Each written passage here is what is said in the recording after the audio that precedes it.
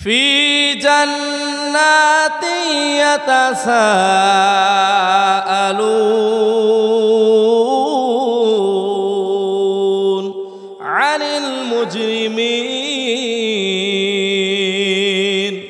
আল্লাহ পাক রব্বুল আলামিন সূরা আল মুদ্দাসির আল্লাহ রব্বুল আলামিন বলেন ফি মানে মধ্যে, জান্নাত মানে জান্নাত, ইয়াতাসাআলুন জান্নাতি যারা হবে ওই জান্নাতের মধ্যে ওই জান্নাতি মানুষগুলো আলোচনা করবে আনিল মুজরিমিন। আমরা জান্নাতের মধ্যে প্রবেশ করেছি, কিন্তু ওই যে দেখা যায় আমার বন্ধু, ওই যে দেখা যায় আমার বাবা, ওই যে দেখা যায় আমার ভাই, ওই যে দেখা যায় আমার মা, একই এলাকায় বসবাস, একই পাড়ায় প্রতিবেশী, একই সাথে চলাফেরা করলাম, একই সাথে ওঠা বসা করলাম। আজকে আমরা জান্নাতের মধ্যে প্রবেশ করেছি, তারা জান্নাতের মধ্যে কেন আসতে পারলো না, জাহান্নামের মধ্যে কেন গেল? আমার ভাইয়েরা, আলিল মুজরিমিন জান্নাতি যারা হবে সমস্ত জান্নাতীরা আলোচনা করবে আমরা জান্নাতের মধ্যে প্রবেশ করলাম, তারা কেন জাহান্নামের মধ্যে গেল? আমার বন্ধুরা লক্ষ্য রাখতে হবে, আল্লাহ রাব্বুল আলামিন জান্নাত বানাইছে 8টা, জাহান্নাম দিয়েছেন 7টা। লক্ষ্য করে আপনারা একটু মেহেরবানি করে বলুন তো, জান্নাত বেশি না জাহান্নাম বেশি? আমার ভাইয়েরা, জান্নাত বেশি না জাহান্নাম বেশি? আল্লাহ রাব্বুল আলামিন জান্নাত বানাইছে বেশি, জাহান্নাম বানাইছে কম। আমার প্রশ্ন হলো, মানুষ জান্নাতের মধ্যে বেশি যাবে না জাহান্নামের মধ্যে বেশি যাবে? হ্যাঁ, জান্নাতের মধ্যে মানুষ কম যাবে, জাহান্নামের মধ্যে মানুষ বেশি যাবে। জাহান্নামের স্তর কয়টা বলতে হবে? আল্লাহ রাব্বুল আলামিন জাহান্নামের স্তর উল্লেখ করলেন, হাবিয়া, হুতামা, লাযা, সাঈর, সাকার, জাহিম, জাহান্নাম। আল্লাহ রাব্বুল আলামিনের 7টা স্তরের মধ্যে একটা স্তর নিয়ে আমি আলোচনা করার চেষ্টা করব ইনশাআল্লাহ। হাবিয়া, হুতামা, লাযা, সাঈর, সাকার, জাহিম, জাহান্নাম, 7টা স্তর রয়েছে গো। এই 7টা স্তরের মধ্যে একটা স্তরের নাম হলো সাকার। আল্লাহ রাব্বুল আলামিন সাকারের মধ্যে মানুষকে নিক্ষেপ করবে আবার 4টা কারণে। দুনিয়ার মুসলমান ভাইয়েরা গো, লক্ষ্য রাখতে হবে, সাকারের মধ্যে মানুষ 4টা অপরাধের কারণে যাবে।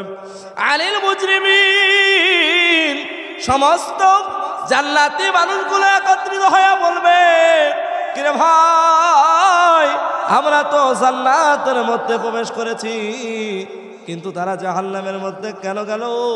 সমস্ত জান্নাতি মানুষগুলো যখন আলোচনা করে সমাধান খুঁজে পাবে না, সমস্ত জান্নাতি মানুষগুলো আলোচনা করে যখন সমাধান খুঁজে পাবে না, সমস্ত জান্নাতি মানুষগুলো বলবে চলে যাই। জাহান্নামের গেটে একজন ফেরেশতা রয়েছে, নাম আব্দুল মালিক। ওই আব্দুল মালিককে ডাকতে বলে, ভাইজান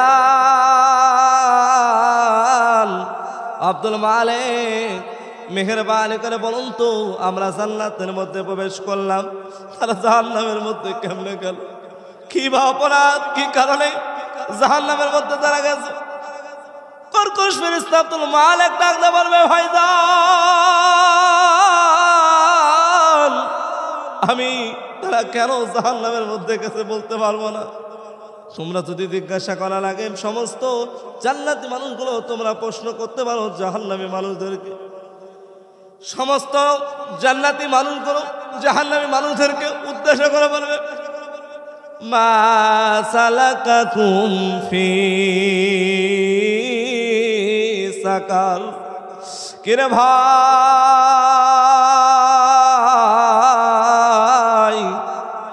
তোরা কেমনে সাকারের মধ্যে আসলি? কি বা অপরাধ, কি কারণে সাকারে আসলি রে ভাই? সমস্ত জাহান্নামী মানুষগুলো বলবে, ভাইজান একই সাথে চলাফেরা করেছি গো, একই সাথে ওঠা বসা করেছি, আমাদের 4টা অপরাধ দুনিয়ার জমিনে করে ফেলেছিলাম। সমস্ত জাহান্নামী মানুষগুলো একই সুরে ডাকতে বলে, ভাইজান 4টা অপরাধ দুনিয়ার জমিনে করেছিলাম, এই 4টা অপরাধের কারণে আজকে আমরা সাকারের মধ্যে এসেছি।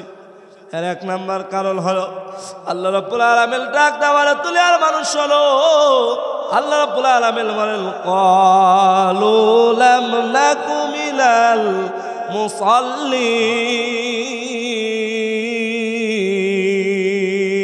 আল্লাহু আকবার। ক্বালু তারা বলবে আমরা ছিলাম না মিনাল মুসাল্লিন, তারা বলবে আমরা মুসাল্লি ছিলাম না। আমার ভাইজানেরা, আমার বাবাজিরা, লক্ষ্য রাখতে হবে এক নাম্বার অপরাধ ক্বালু তারা বলবে লাম নাকু মিনাল মুসাল্লিন, আমরা মুসাল্লি ছিলাম না। এক নাম্বার অপরাধ আমরা নামাজ আদায় করতাম না। দুনিয়ার মুসলমান ভাই লক্ষ্য রাখতে হবে আল্লাহ রাসূলুল্লাহ সাল্লাল্লাহু আলাইহি ওয়াসাল্লাম ডাকতে বলেন আউয়ালু মা ইউহাসাবু বিহিল আবদু ইয়াউমা কিয়ামাতিস সালাহ। আউয়াল মানে প্রথম, মা ইউহাসাবু হিসাব হবে, ইয়াউমা মানে দিন, কিয়ামা মানে কিয়ামতের দিন, as-সালাহ as-সালাহ as-সালাহ কঠিন কিয়ামতের ময়দানে সর্বপ্রথম আল্লাহ রাব্বুল আলামিন নামাজের হিসাব দিয়ে বিচারের ফয়সালা শুরু করে দেবে। ও দুনিয়ার মুসলমান ভাইয়েরা লক্ষ্য রাখতে হবে, গুরুত্ব দিয়ে আলোচনাগুলো শুনতে হবে গো। নামাজি আর নামাজ না পড়ার কারণে কি অবস্থা হবে আল্লাহ রাব্বুল আলামিন ডাক দিয়ে বলেন দুনিয়ার মানুষ শোনো, আমি একটা কথা বলতে চাই। দুইজন ব্যক্তি মনে করেন আজকে ফজরের সালাত দুইজন আদায় করেন নাই, একজন দুইজন অপরাধী, একজন ফজরের সালাত আদায় করেন নাই আর একজন জেনার কাজে লিপ্ত হয়েছে। এবার আমার প্রশ্ন হলো আপনারা মেহেরবানি করে বলুন তো এই দুইজনের মধ্যে সবচেয়ে বেশি অপরাধী কে? একজন ফজরের সালাত আদায় করেন নাই আর একজন ফজরের পরে জেনার কাজে লিপ্ত হয়েছে। আমি আপনাদের বলতে চাই এই দুইজনের মধ্যে সবচেয়ে বেশি অপরাধীকে, দুইজনই অপরাধী, হ্যাঁ দুইজনই বেশি অপরাধী কিন্তু বেশি অপরাধীকে হযরত মুসা কালিমুল্লাহর কাছে একজন মহিলা আসে, ডাক দিয়ে বললেন মুসা আপনার কাছে একটা প্রশ্ন জিজ্ঞাসা করতে চাই। ও মুসা কালিমুল্লাহ আপনি মেহেরবানি করে বলুন তো আল্লাহর আসমান আর জমিনের নিচে আমার থেকে বড় অপরাধী আর কেউ আছে কি? মুসা কালিমুল্লাহ ডাক দিয়ে বললেন ও মহিলা কি অপরাধ করেছো গো, মেহেরবানি করে একটু বলো না।